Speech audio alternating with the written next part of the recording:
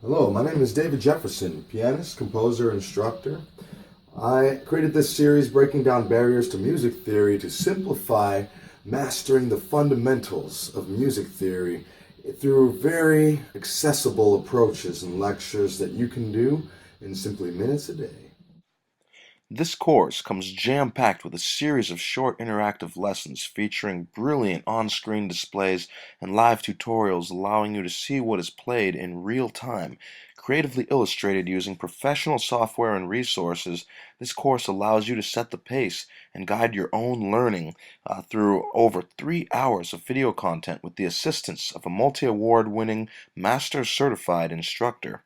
Be prepared to learn such skills as navigating the keyboard in grand staff, the musical alphabet, forming chords, basic articulations, writing rhythm, major and minor scales, writing and reading intervallic notation, forming the basic triads in any key, major, minor, augmented, and diminished functions, reading in any time signature, inversions of chords and triads, finding what key you are in, key signatures, and more. I am committed to help you build your musical foundation. Your key to success is taking that first step and purchasing Breaking Down Barriers to Music Theory. Charts. C.1. A table of intervals. Okay, this is just a general review of a comprehensive review of all of the intervals that we have covered. I'm going to run through a quick review and take you through these. What I'm going to do is I'm going to start where you should be starting anytime you're altering intervals, forming them, or naming them, as we discussed, with the diatonic intervals, meaning the ones naturally occurring from the major scale. In C major, just for transparency, it can be really from any scale, But here, we have our perfect prime, or perfect one, right? This one, you can see, increasing in size this way, and decreasing in size this way. Like I said, it's easier to think of it as increasing in size as becoming expanded on the top or the bottom, or collapsing in on the top or the bottom going this way, right? So here, it's a perfect prime. To augment it or expand it, you can take this one and take it up a half step. So you get this for an augmented prime. Here's your major second, right? If you want to make it a minor second, all you have to do, you can do it one of two ways. You can take your major second here and then take the top note, D. See, here's this. You can take the top note, D, take it down a half step. So you have your minor second like this, or you have your major second like this, and you can collapse it in on the bottom note like this. C or C natural. You can raise it a half step. So you get that minor second. So here's your major second. To augment it or expand it, watch this. You can expand it on the D by increasing that by a half step. So you will have this. It's an augmented second. Back to your major second. You can also expand it by taking that bottom note C and making it flat. There's an augmented second. Make sure, see how it is like this? It's still, though, a second distance away. Another good review, if you remember out of form intervals, naming them, what we learned as well, you'll learn that there's 3 steps to creating and naming an interval. It begins with the number, right? Finding the number distance. 1, 2, 3. A third, and then diatonic, making sure that it's the diatonic notes of the scale, which it is. And then from that point on, accidentals, finding out the accidentals to form the quality or to name the quality through the accidentals, right? So here is your major third. If we want to make it minor, we can collapse it in on the top by a half step, taking that E down a half step. And if we want to make it diminished from that minor third, then take a double flat. We'll collapse it in by another half note, and there's your diminished third. So back to your major third. We can also make it minor by collapsing the bottom note in, taking it up a half step. C sharp and E. there's a minor third as well. And we can diminish it further either by not pictured, taking that C and making it a double sharp, like that. See, going from this to a D double sharp in E, not pictured, or going from this minor third, C sharp and E, and then collapsing the top note in 1 as well, right? Like this. There's your diminished third there. Back to a major third, the diatonic notes of the scale. Here's a major third. To augment it, you can take the top note, expand it out by a half step. Augmented third right there. Or you can take the major third, diatonic notes, and collapse the bottom note down to achieve an augmented third, like this, by a half step. So here is your perfect fourth. Notice that 1s, 4s, 5s, and 8s are your perfect intervals, and they can only become diminished or augmented. So your perfect fourth, to make it diminished, we can take the top note and collapse it down by a half step right here. That's for your diminished fourth right there. Here is your perfect fourth again. We can make it diminished as well by taking the bottom note and collapsing it in by a half step, as you can see here, raising that fourth, the bottom one in. Here's your perfect fourth again. We can make it augmented by taking the top note and expanding it outwards by a half step, making what we call a tritone, augmented fourth, right, or diminished fifth. Here's your perfect fourth again. We can make it an augmented fourth by taking the bottom note and expanding it outwards by a half step. See how that works? Here's your perfect fifth. 1, 2, 3, 4, 5, like this. And your perfect fifth, like this. If you want to make it diminished, once again, we can take the top note and take it down a half step. Diminished fifths, also a tritone. Back to a perfect fifth. You can also make it diminished by taking your bottom note and collapsing it in by a half step. Same diminished fifth. Here's a perfect fifth again. We can make this an augmented perfect fifth by taking the top note and expanding it out by a half step, right? Or taking your perfect fifth and expanding the bottom note out by a half step. That would be an augmented fifth because it's still, the notes are still in the position of the fifth. Remember, number, diatonic, articulation. Here's our major sixth, right? These are very good ones to illustrate with. Because a major sixth, you can notice, we can take the top note down a half step. It will become a minor sixth. We can take it down from a minor sixth. We can take the top note down another half step, noted by the double flat, flatted twice. And there's your diminished sixth right here. Let's go back to major sixth.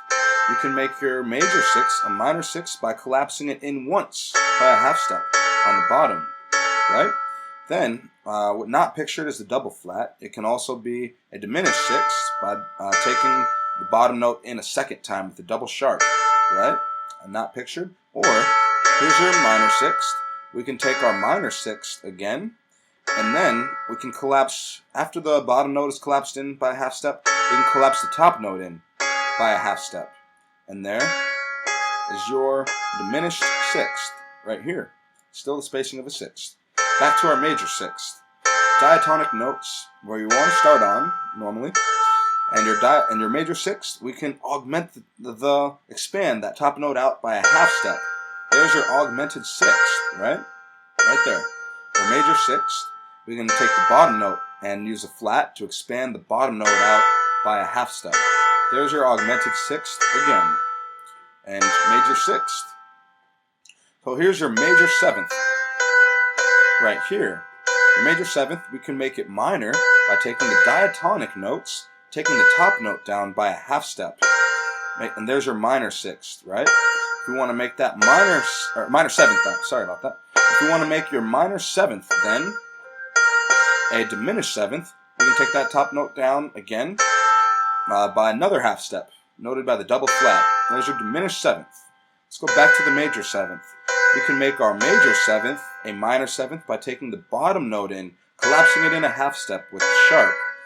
We can also do that by make it a diminished seventh from that minor seventh by collapsing it in with a double sharp, not pictured. Or from our minor seventh, we can take and make it diminish by after collapsing the bottom in by a half step, collapsing the top in by a half step, looking like this. That is your diminished seventh, right? Back to your major seventh, right? We can now make major seventh augmented by expanding the top note by a half step, right? Like this. Also make sure you're keying in over here so you can see visually what's going on. So there's your major seventh, and then expanding the top note out by a sharp, by a half step. And like that, there's your augmented seventh. Or taking a major seventh and expanding the bottom note out by a half step. Getting this. There's another augmented seventh for you. And now we have a perfect octave, our last interval that you can create. And we have our perfect octave. We can make it diminished from a perfect octave by taking the top note down a half step, as you see here. Diminished octave, right? Here's our perfect octave. We can also make it diminished by taking the bottom note in and raising it, collapsing it in by a half step, like that. That's still your diminished octave. Notice how you still have the notes in the octave distance. So there it is. There's all of your intervals. This is a very good resource and that you can adhere back to if you're questioning intervals or if you have questions over intervals. This is a really good resource, like I said. And remember, you can't go wrong. Remember the 3 rules of forming and naming intervals. Diatonic, right?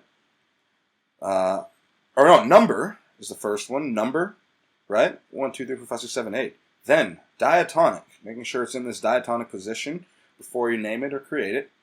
And then articulations. So number is number 1, diatonic is number 2, and articulations is number 3. By articulations, I mean sharps and flats, changing the quality of the interval. To have the number name, you have to first have the number distance, right? To get the number name. And then you want to put it in the diatonic notes, right? Diatonic. And then to get the quality name, right? Like minor, augmented, or diminished. That is when you use articulations. Okay, number, diatonic, articulations. Chapter C.2, Major Scales, Keyboard Fingerings. This is just a handy guide that I have that I thought I'd throw in for you that is the go-to guide for everything major scales. This not only is able to list the fingerings for both right hand and left hand for every major scale in both your sharp keys as well as your flat keys right here, except it lists both and also gives you the individual note names, including where the sharps are, so you can sort of see along here. See 1 sharp, 2 sharps there, 3 sharps, 4 sharps, 3 flats, 2 flats, 1 flat. It's just an all-around handy guide. What I want to do, though, is just give you a quick generalization. You can always go back and use these when you're practicing your scales on your own and looking at these, but what I want you to do right now is watch over at the keyboard so you can get a feel for what these notes look like on the keys as I'm playing them. What I'm going to do is I'm going to go through all of the sharp keys, counting up 5, if you recall, from the circle of fifths to add sharps. Then I'm going to start back over instead of going all the way through the circle of fifths. I'm going to start back over on C major and count up 4 to go up through your flat keys right here.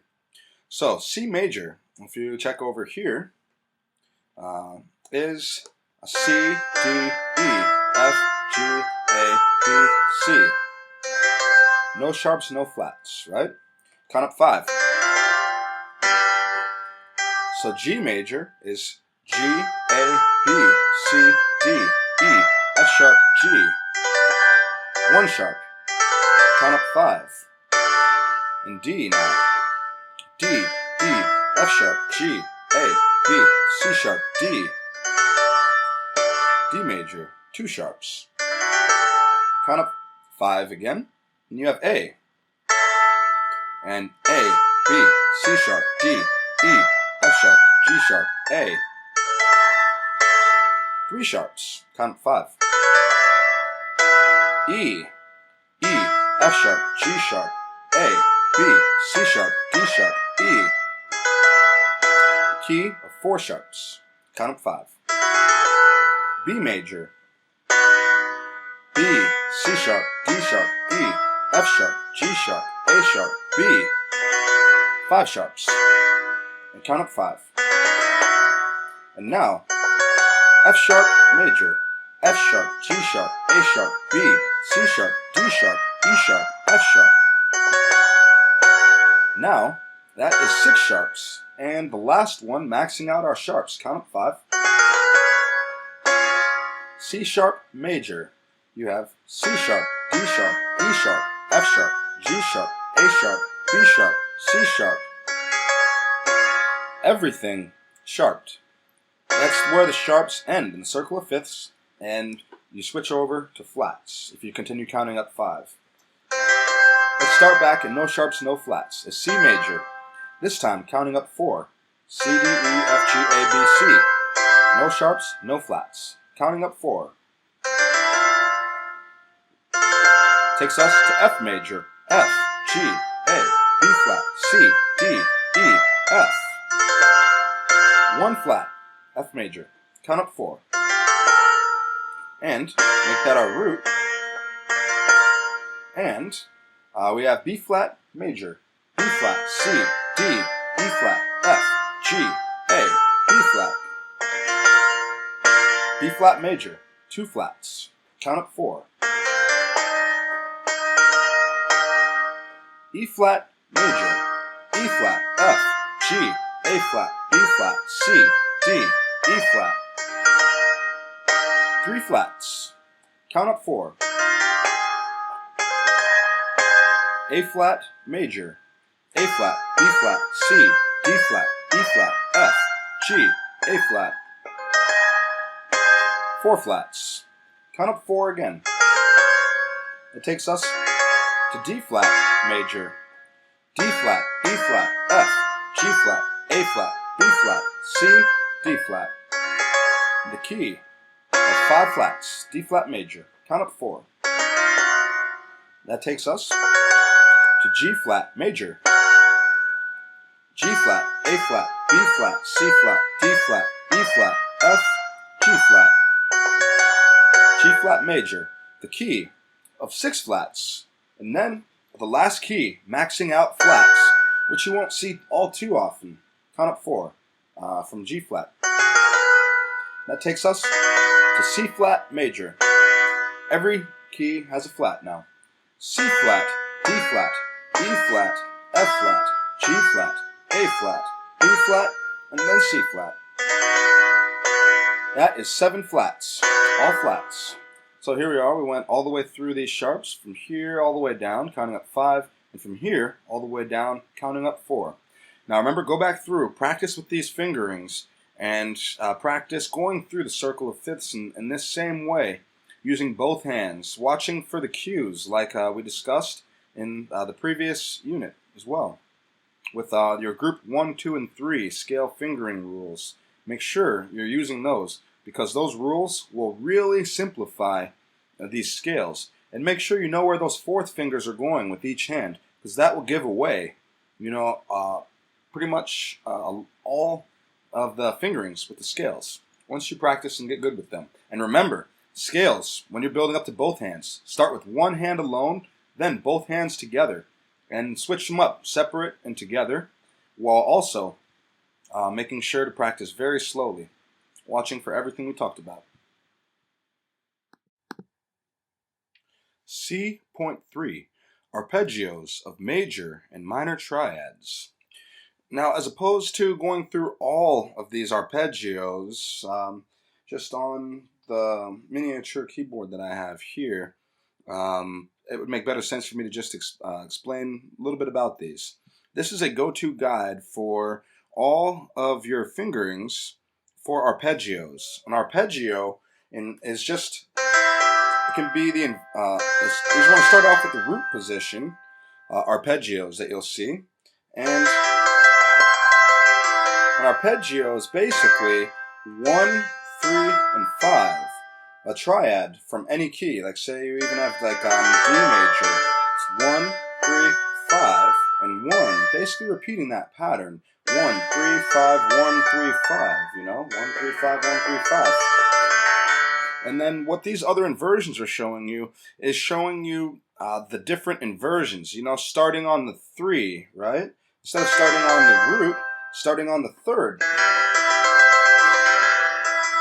And then there's different fingerings for each of these inversions, as you see there.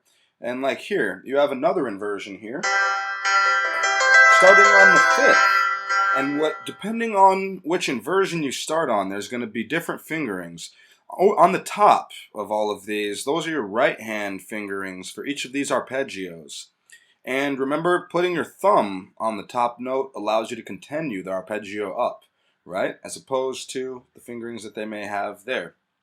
And the numbers on the bottom of each of these are also those are for the numbers for the left hand. So make sure you practice these with the right hand alone, then the left hand alone, before bringing them together very slowly. Make sure that you keep the fingers on the tips the entire time, that you cross your thumbs under, before the next finger has finished playing, And of course, there's many more techniques to scales we can get into at another time, and arpeggios. Except these fingerings should all be accurate, and if you just follow these fingerings, you will get an idea of playing these arpeggios. And the nice part about minor keys, if you look back to our review over scales that we had previously, you will learn that a minor scale is basically taking a major scale and then either counting up to the 6th note, making that your root, or counting down by 3, and making that your root. That will give you a relative minor, and then from that relative minor note,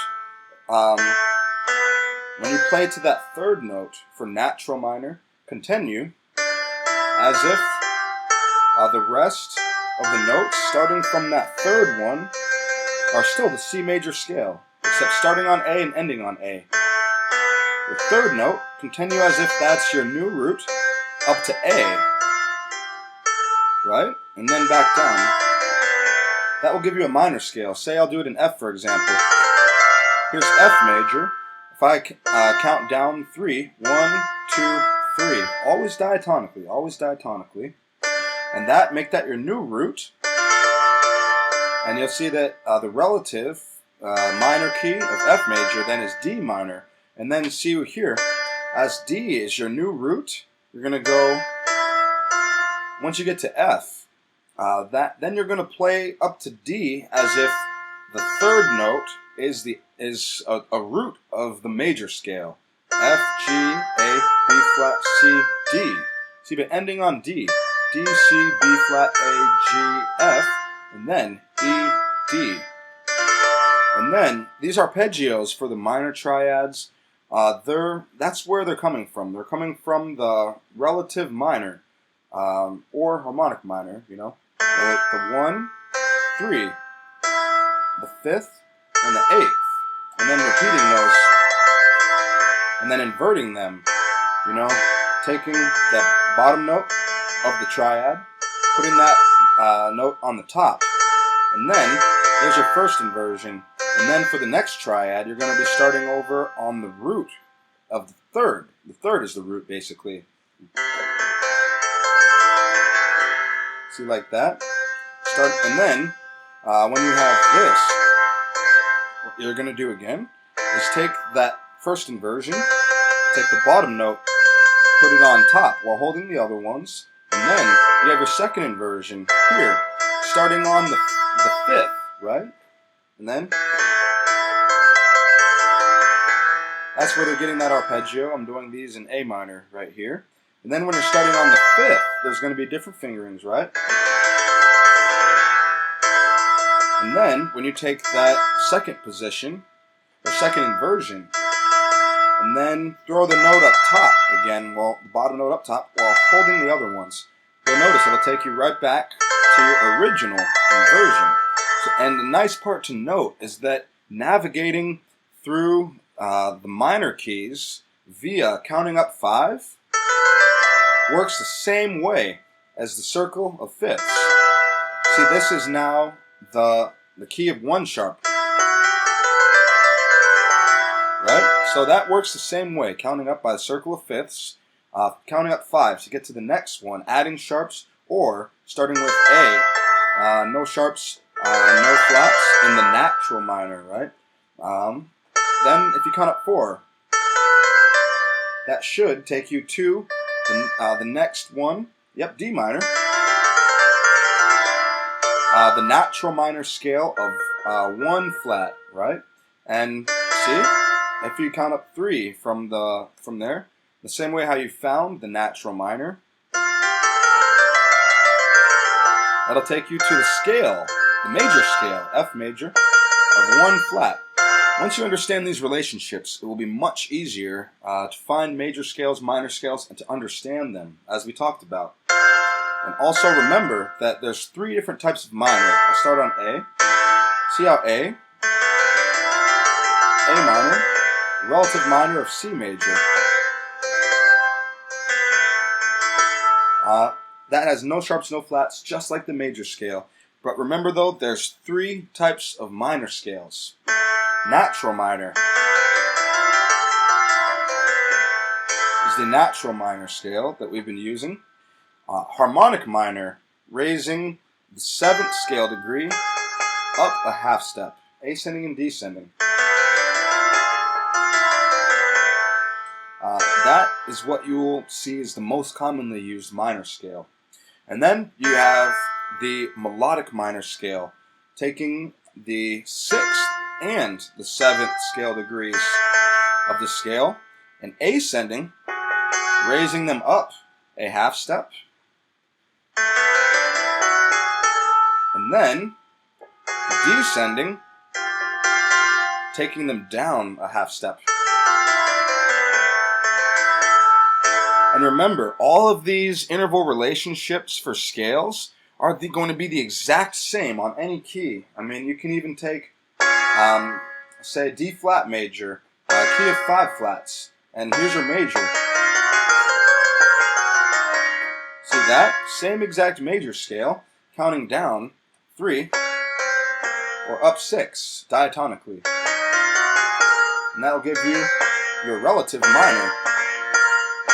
And if I were to play the natural minor, it would be this. See? Same exact relationships, just different starting notes. Same exact interval relationships. And if I were to raise the 7th of B flat minor now, it would sound something like this.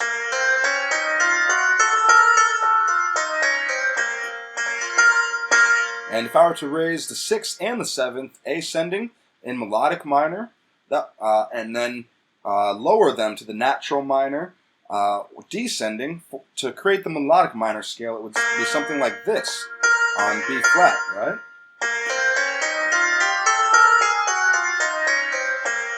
See how that works? And so those relationships, explore those further, practice them, and when you're doing your arpeggios, use this for the fingerings. This is an excellent resource. You can even pause this video just so you can look at the different relationships as you're practicing them. And it's a really excellent resource. You can't go wrong with these fingerings as well. So have fun and practice these the same way as scales. 1 or 2 at a time, focusing very closely on getting them flawless. Okay, chapter C.4. This is the very last chapter, and congratulations on making it this far in the theory course, or skipping ahead if you're bad. Okay, this is just one final resource I wanted to leave you with, covering key signatures and circle of fifths. Now, just a couple basic things I want to mention about. Here is your major scale pattern, Now this, remember, can be broken in half or all the way through.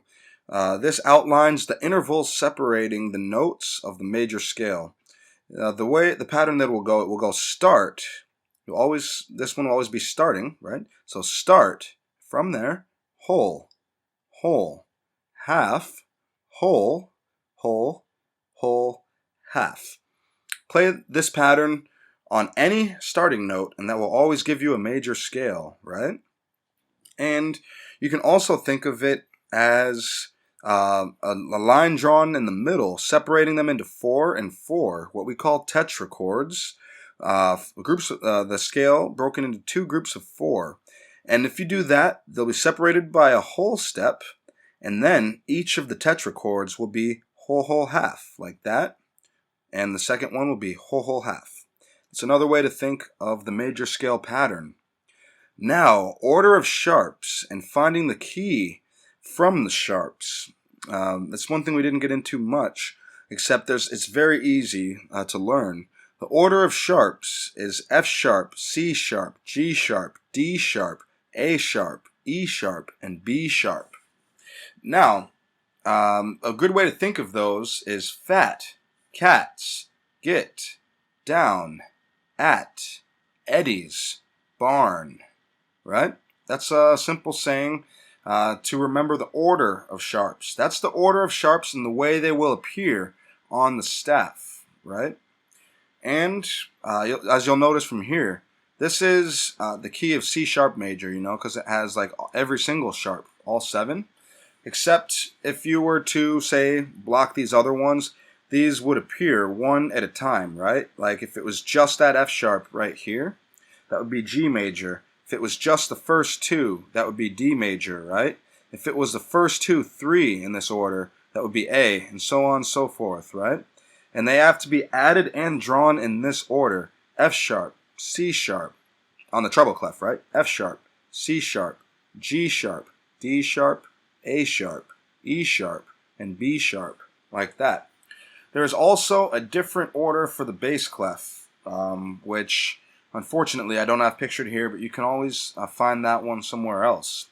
Now, to find the key from the sharps listed in the key signature, all you have to do is find the last sharp and raise the last sharp in the key signature up a half step.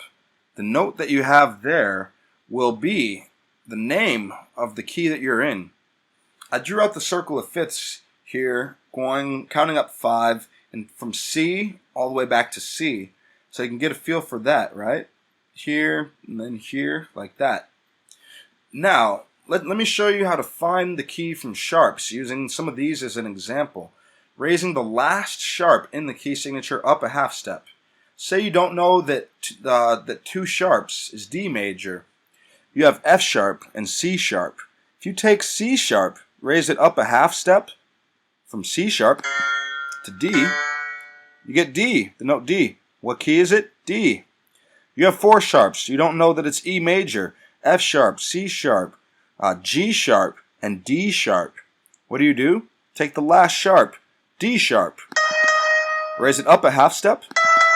Takes you to the note E. Lo and behold, you're in the key of E. Say you even have a lot of sharps here.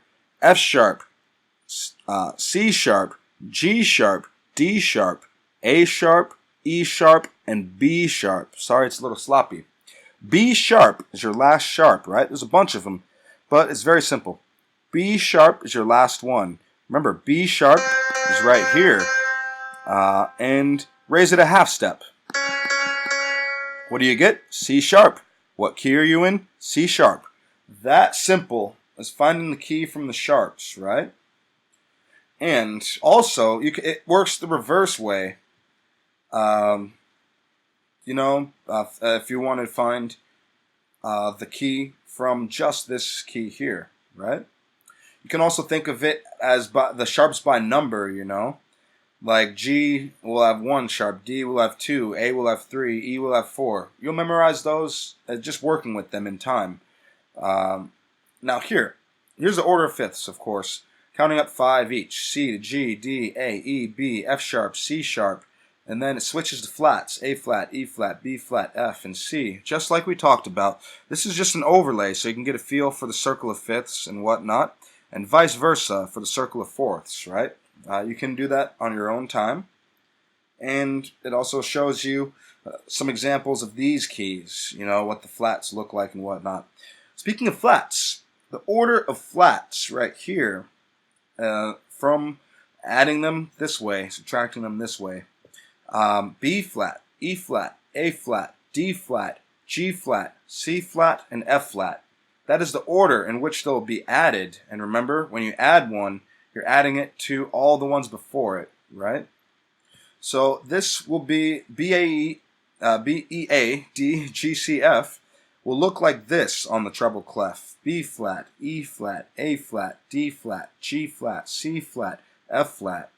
That's the order that all of those will always be in. And like I said, for bass clef it'll be different. You'll have to look that up somewhere else. It'll still be the same order though: B, E, A, D, G, C, F.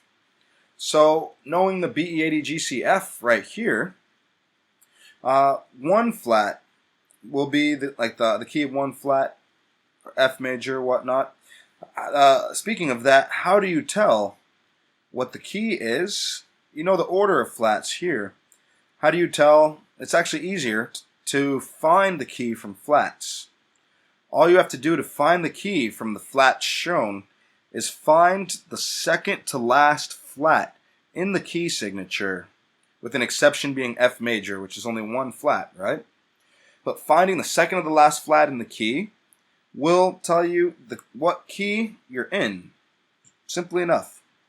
Well, say you have all of these flats: B, E, A, D, G, C, F, right? Go to the second to the last flat, which is C flat. Lo and behold, C flat major has all of those. Let's do it with some examples up here, right? Say you don't know this is A flat, right? You want to find what key it is from just looking at the flats. Go to your last flat. Go to your second to the last flat. It's A flat. You're in the key of A flat. Notice how the same thing works here. B flat, E flat, A flat is what you're given. 3 flats. What is the key of 3 flats? I'm saying you don't know this. Go to your last flat. Go to your second to the last flat. Second to the last flat is E flat. What key is it? E flat. Same thing here. B flat. Say you don't know it's B flat. You want to find out what the key is from only 2 flats, right? Go to your last flat. Go to your second to the last flat. Second to the last one is B flat. What key is it? B flat. So that's a very easy way how to find directly from the key signature what key that you're in. Also, bear in mind that the minor key will also use, the relative minor key will also use the same number of sharps. So just because there's 3 sharps may not always mean, for example, that it's A major. It could mean that it's the relative minor, F sharp minor, or 1 sharp here. Doesn't always mean it could be G major. It could be the relative minor of E minor with 1 sharp. An easy way how to tell if it's the relative minor or the major with this is, first off, seeing, this, raise it a half step since it's a sharp. F sharp to G, right? F sharp to G. And then it's G major.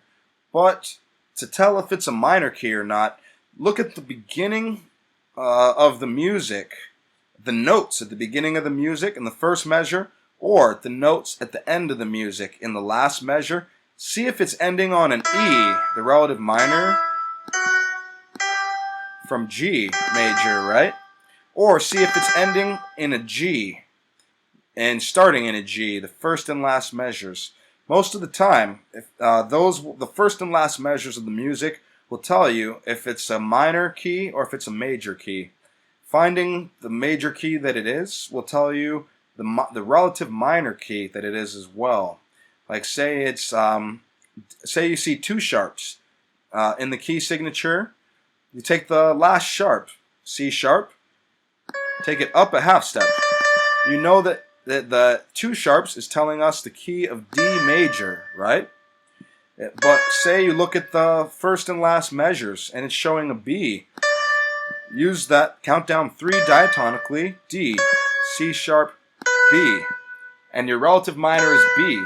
So chances are the relative minor of 2 sharps is going to be B. So look in your first measure and your last measure for B and chords that have the B minor signature, and that will tell you if it's B minor. Well, I hope you've enjoyed everything from this course. It's very beneficial. I hope it's been very straightforward. If you have any questions, feel free to ask. I will always be your greatest resource, even more than what everything in this course can be. I know a lot more than this here. All of this, though, will give you a huge jump start in the world of music theory. And I hope so in a very simple, straightforward way. That's the goal of this here.